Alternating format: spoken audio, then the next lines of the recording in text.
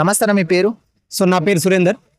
జూబ్లీస్ ఎన్నికలు వస్తున్నాయి కదా పేరు, ఏ పార్టీ అధికారంలోకి వస్తారని మీరు అనుకుంటున్నారు?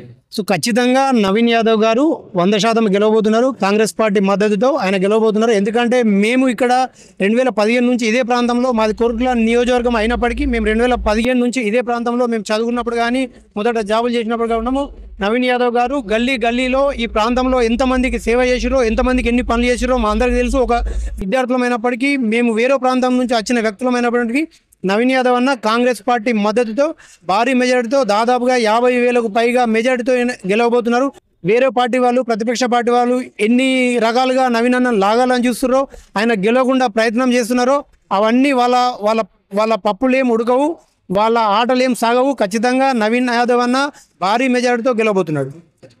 ఇంకోటి, కాంగ్రెస్ పార్టీ మీద గత 2 సంవత్సరాల నుండి కొంచెం వ్యతిరేకత ఉందని అంటున్నారు ప్రజల్లో, దాని గురించి మీరు ఏమంటారు? వ్యతిరేకత అనేది కొంతవరకు ఒక రుణమాఫీ విషయంలో ఉన్నప్పటికీ మిగతా అన్ని విషయంలో రేషన్ కార్డులు, సన్న బియ్యం, అలాగే మనకు ఉచిత బస్సు కానీ చాలా పథకాలు వస్తున్నాయి. ఇంకా అతి త్వరలో ఇంకా చాలా పథకాలు రాబోతున్నాయి. వ్యతిరేకత అనేది వీళ్ళు సోషల్ మీడియాలో, బీఆర్ఎస్ సోషల్ మీడియాలో ఎక్కడెక్కడో ఉన్న వాళ్ళు, వేరే ప్రాంతంలో ఉన్నటువంటి సోషల్ మీడియా వాళ్ళు మా పార్టీ, ఈ కాంగ్రెస్ పార్టీ అని నవీన్ అన్న పేజీలోకి వచ్చి వ్యతిరేక కామెంట్లు పెట్టి ఆనందం పొందాలని చూస్తారు. వాళ్ళు సోషల్ మీడియాలో ఆనందం పొందుతారు తప్ప ఆ వ్యతిరేకత అనేది ఓటు రూపంలో దాల్చదు. ఖచ్చితంగా నవీన్ అన్న గారు గెలవబోతున్నారు. కాంగ్రెస్ పార్టీ జూబ్లీహిల్స్లో గెలవబోతుంది. ఆల్రెడీ చూసుకునే మాగంటి గోపీనాథ్ గారు ఇక్కడ 3 సార్లు గెలిచారు. వాళ్ళని కాదని నవీన్ యాదవ్ గారు గెలుస్తారా? అదే చెప్తున్నా, మాగంటి గోపీనాథ్ గారికి వ్యతిరేకత ఉంది. 3 సార్లు గెలిచిరు కాబట్టి వ్యతిరేకత ఉంది. ఒక్కసారి నవీన్ యాదవ్ గారికి కాంగ్రెస్ పార్టీకి ఇక్కడ అవకాశం ఇవ్వాలని చెప్పేసి ప్రజలు కోరుకుంటున్నారు. ఇక్కడ ఏదో నవీన్ అన్న గెలవాలా, కాంగ్రెస్ పార్టీ గెలవాలని ప్రజలే కోరుకుంటున్నారు. ప్రజలకు ఆయనకున్న వ్యతిరేకత కూడా నవీన్ అన్నకు మొత్తం పాజిటివ్ తప్ప నెగిటివ్ ఏం కూడా లేదు. ఇక్కడ ఎంత మెజారిటీ వచ్చే అవకాశం ఉందన్న? దాదాపుగా నవీన్ అన్న 45,000 మెజారిటీ అన్నాడు, కానీ మేము అంటున్నాం 60,000కు పైగా మెజారిటీతో నవీన్ అన్న గెలవబోతున్నాడు. రేవంత్ రెడ్డి గారు ఏమైనా మంత్రి పదవి వచ్చే అవకాశం ఉందా గెలిచిన తర్వాత? ఖచ్చితంగా. ఎందుకంటే ఇప్పుడు ముస్లిం మైనారిటీ మంత్రి పదవి ఈ రోజే వచ్చింది కాబట్టి యాదవులకు ఒక మంత్రి పదవి కావాలి కాబట్టి ఇది నవీన్ అన్న కూడా అడ్వాంటేజ్ అవుతుంది. ఈ ప్రాంత ప్రజలకు, హైదరాబాద్ వ్యక్తులకు కూడా అడ్వాంటేజ్ కాబోతుంది.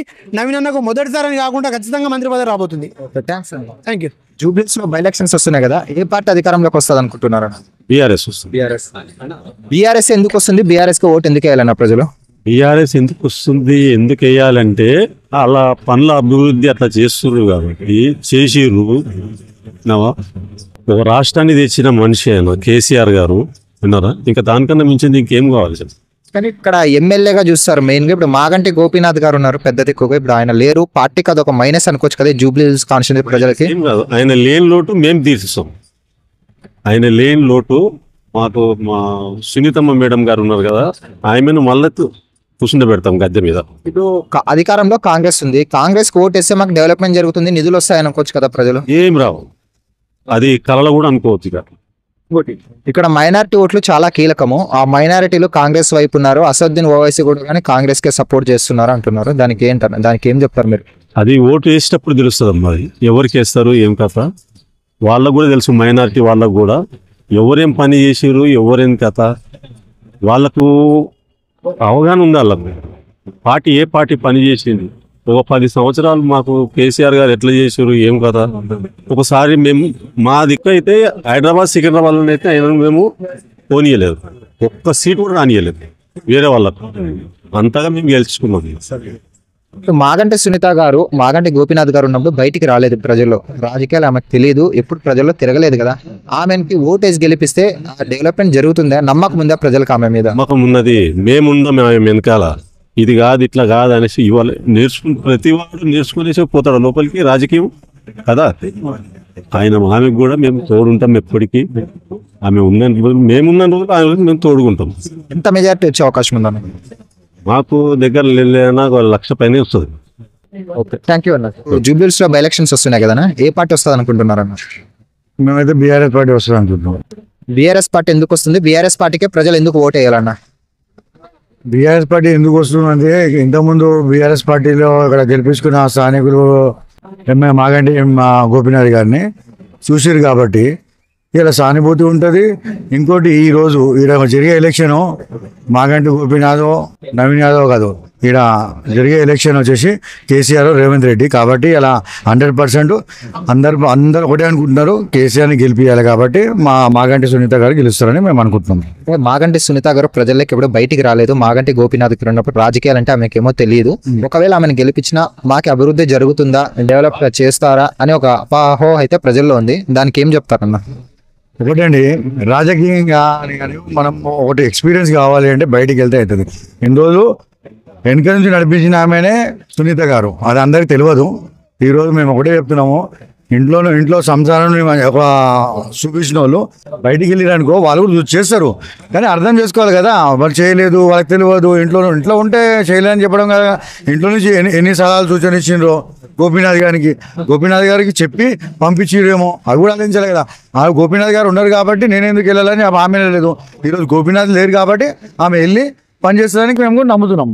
గోపీనాథ్ గారు ఉన్నప్పుడు హ్యాట్రిక్ గా 3 సార్లు గెలిచారు. ఆయన లేకపోవడం కొంచెం పెద్ద, అంటే ఒక పార్టీకి పెద్ద దిక్కు లేకపోవడం జూబ్లీహిల్స్ కాన్స్టిట్యున్సీకి అదొక మైనస్ అనుకోవచ్చు కదా పార్టీకి. ఇక్కడ ఒకటండి, ఈ రోజును అంటే అనివార్య కారణాల వల్ల చనిపోయిండు, కానీ అండాదండా కేసీఆర్ గారు ఉన్నారు. రేపు పొద్దున హైదరాబాద్ కాన్స్టిట్యున్సీలో గులాబీ జెండానే ఎగురుతుంది. అది ప్రతి ఒక్కరు నోటి నుంచి వచ్చిన మాటనే, అది మేము చెప్తుంది కాదు.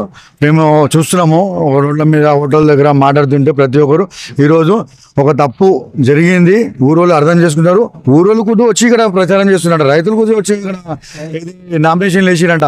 ఇక్కడ కంటోన్మెంట్ నుంచి వచ్చి వాళ్ళు కూడా వచ్చి ఇక్కడ చేస్తున్నారు. ఎందుకంటే ఈరోజు జూబ్లీహిల్స్ ప్రజల మీద తెలంగాణ ప్రతి ఒక్క మనిషి చూస్తున్నారు కాబట్టి 100% కేసీఆర్ ఈ గెలుపు కేసీఆర్ కోసం ఇద్దామనేసి 100% బీఆర్ఎస్ ఓటు ఇద్దామని ఆలోచనతో ఉన్నారు.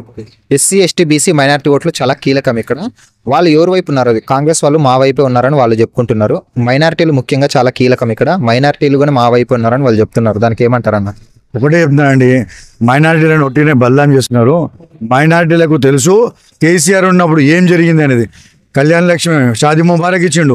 ఏ హాస్పిటల్ దగ్గరికి పోయినా మీరు ఒక నీలపూర్ పోండి, లేకపోతే ఉస్మానియా పోండి, ముస్లింలకి ఒక పెద్ద పీట వేసినారు.